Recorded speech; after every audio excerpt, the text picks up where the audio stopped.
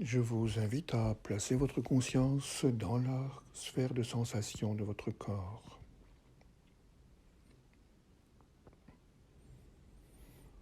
Observez toutes ces petites sensations qui traversent le corps. Les fourmillements, le chaud, le froid, les tensions, les légèretés, les douleurs, les lieux agréables.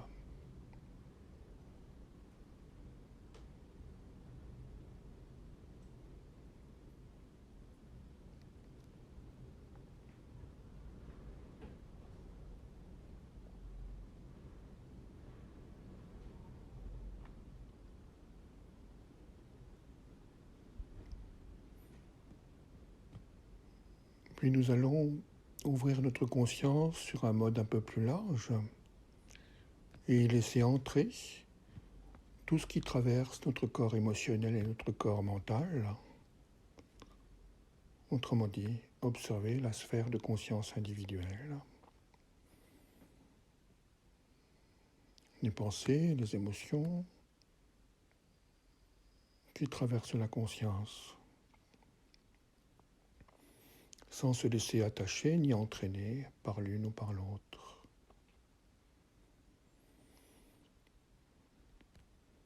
Observez jusqu'à quel point votre sphère de conscience individuelle a été investie par les injonctions paradoxales extérieures. Y a-t-il dans votre sphère individuelle de conscience des zones d'incertitude, des zones de peur, des zones de doute,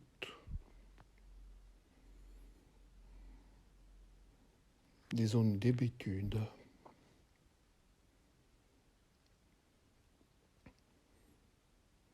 Observez jusqu'à quel point la conscience individuelle a été fractionnée par les injonctions paradoxales du monde extérieur. Vous sentez-vous fragilisé, inquiet, immobilisé?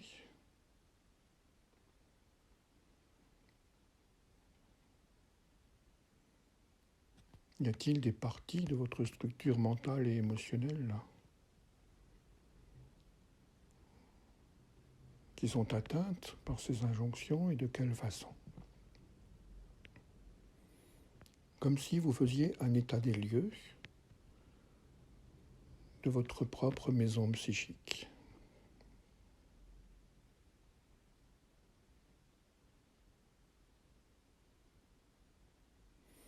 Observez, sans juger, sans critiquer, observez simplement. Observez et ressentez comment est la sphère de votre espace particulier, privé, de votre espace psychique.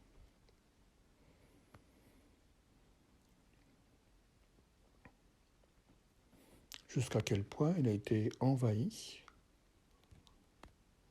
par la pression du monde, ou a-t-elle su garder son intégrité, sa confiance, sa sérénité? Observez simplement cela avec le plus de lucidité possible.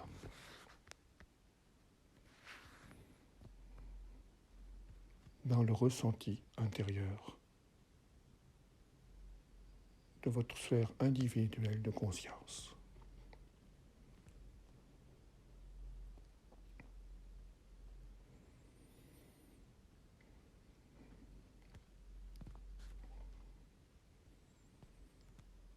Ok. Maintenez cela et en même temps, nous allons ouvrir un petit peu plus le champ de conscience en ouvrant notre conscience aux grandes forces collectives qui animent le champ de la conscience collective.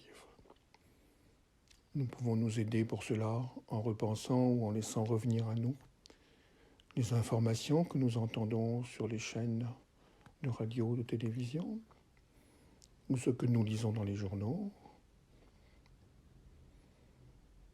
Laissez s'engouffrer à l'intérieur de vous-même toutes les informations contraires, paradoxales, qui proviennent de ce champ collectif. Et observez ce qui se passe dans l'interface entre la sphère individuelle et la sphère collective au sein de votre conscience.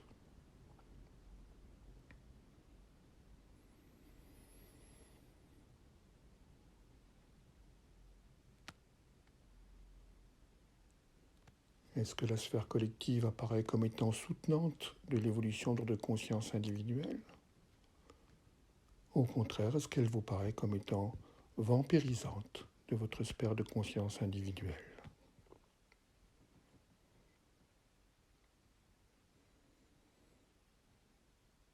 Observez s'il y a des lieux de soutien du collectif ou s'il y a des lieux de vampirisation du collectif sur votre conscience individuelle.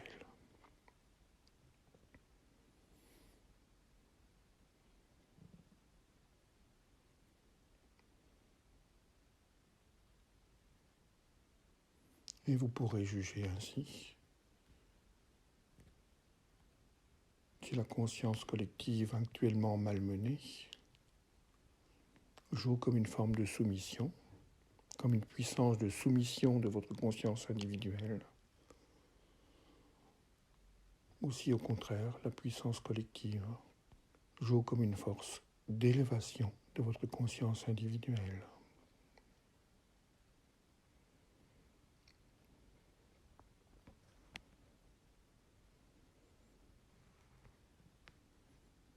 Observez au sein de votre conscience le jeu de ces forces, l'ensemble des informations qui saturent la conscience collective et la relation avec la conscience de votre sphère individuelle. Observez les courants d'énergie qui circulent, qui pénètrent, les interactions entre l'une et l'autre sphère. Observez tout ce qui est en jeu.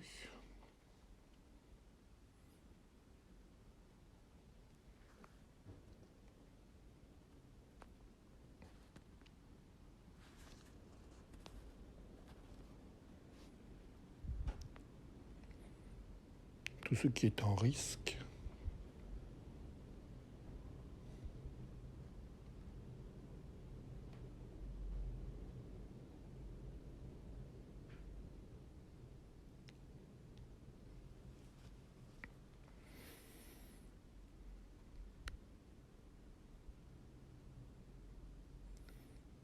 Et puis, je vous invite maintenant à ouvrir encore votre conscience sur une sphère beaucoup plus vaste et beaucoup plus large, qui est au-delà de la conscience collective, qui est la sphère d'éternité, la sphère de la source et la sphère spirituelle. Lorsque la conscience s'installe dans ce lieu, elle perçoit un état infini de paix, de présence et d'unité. Elle est tout d'un coup absolument libérée des conflits, contradictions qui tournoient dans la conscience collective et individuelle.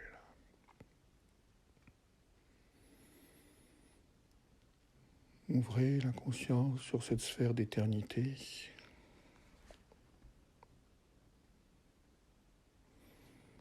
Car en faisant cela, vous puisez dans le champ d'éternité qui n'a pas été brisé par la rupture de l'alliance.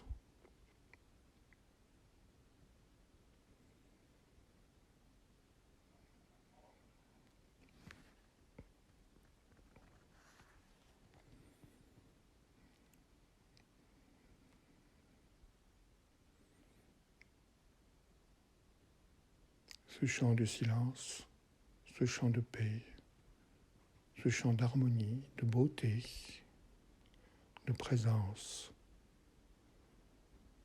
Ce champ dans lequel il n'y a que des qualités sans contraire.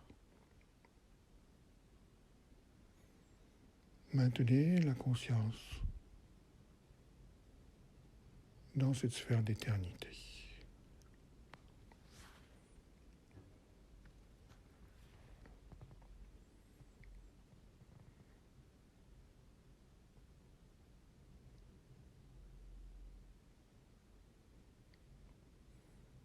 Et je vais vous inviter à laisser cette sphère d'éternité pénétrer dans le champ de la sphère collective,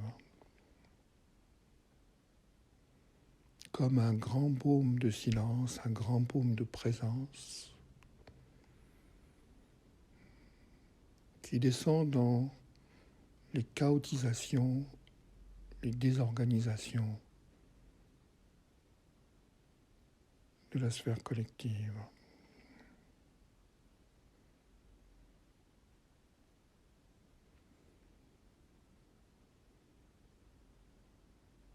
Afin que puissent être expulsées d'elle progressivement les puissances démiurgiques qui l'animent.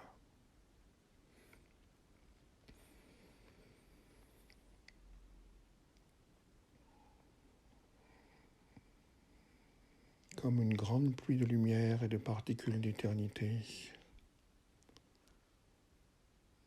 qui tombent, qui volettent dans la sphère de la conscience collective,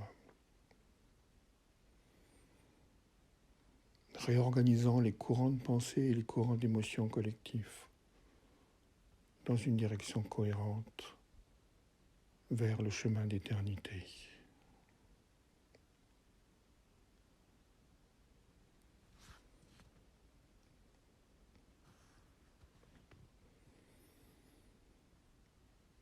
Et nous laissons également cette sphère d'éternité descendre dans notre sphère individuelle de conscience,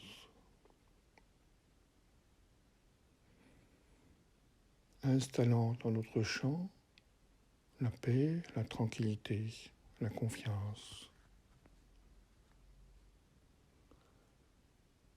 et permettant à notre conscience individuelle de trouver le chemin de la source dans les profondeurs de nous-mêmes.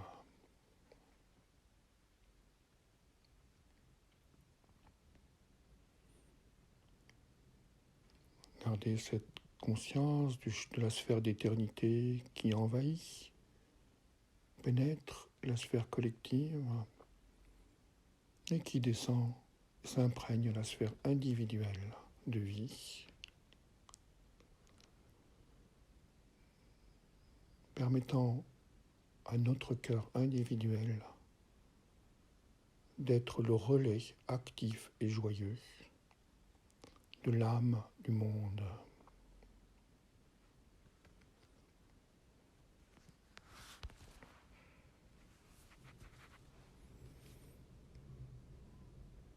Maintenir cette conscience, cette posture, cet état intérieur avec la plus de présence et de concentration possible. Car l'ancrage de la sphère d'éternité au sein de nos propres corps en passant par les sphères collectives et individuelles installe dans notre cœur le sceau de l'alliance.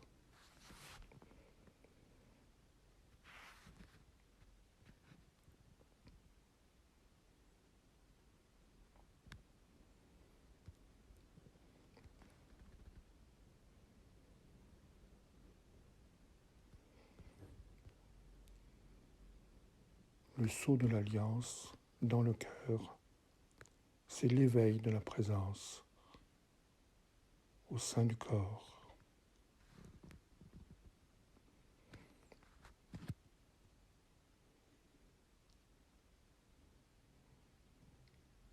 Et c'est le seul lieu auquel nous devons obéir.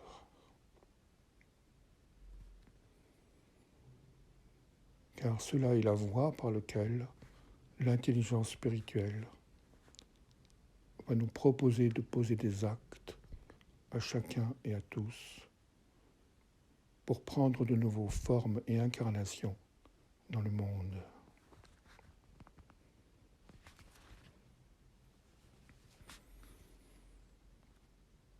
Maintenez cette concentration aussi longtemps que vous le souhaitez. C'était Sri Lanzamalto.